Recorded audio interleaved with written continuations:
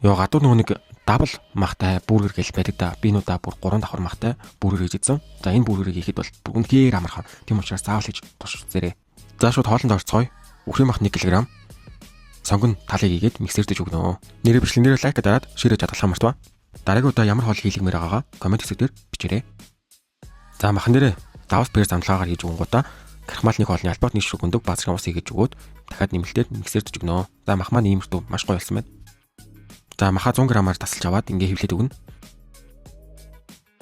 За мэдээж бүргэртэй төмөс шарж идэнэ. Тийм учраас төмсөө сайхан ингээд хэрчээд өгнө. Хүүт усаар сэтэр угааж агаад хагас чанж агаад шараад өгнө. За сонгоо хойшоо гяган сонгоно.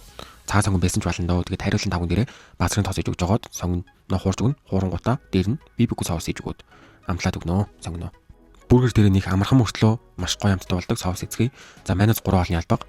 Кетчуп хийж өгөөд өгөрцөг 3 ширхгийг дөрвөлжин ингээд жижиглээд татаад ирчээд өгсөн. Баазрын өгсөний шүүс давс перс амтлагаар баазрын улаан персийг өгнө.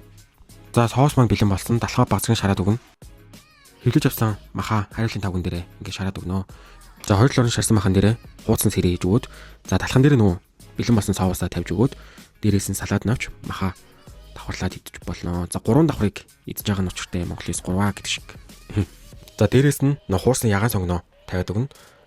За ингээд л манай өнөөдрийн бүргэр маань бэлэн боллоо. Би бүргэр дээр энэ удаа Асагигийн намажокиг сонгосон.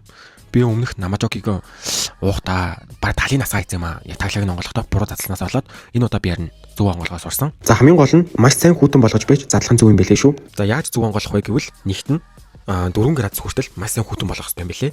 Эсвэл хөлтөөгчөнд 30 минутаас 1 цаг байлгах хэрэгтэй юм бэлээ. Хоёрт нь бол тавыг бүхнээр нь задлана. За гуравт нь бол 2 алгаараа барьж хөөсрүүлнэ. Яг ингэж гоё хөөсөрдөг. Энэ хүртэл бичлэгтээ минь цугсан баярлаа. Намайг дагаж амжааг бол намайг дагаарай.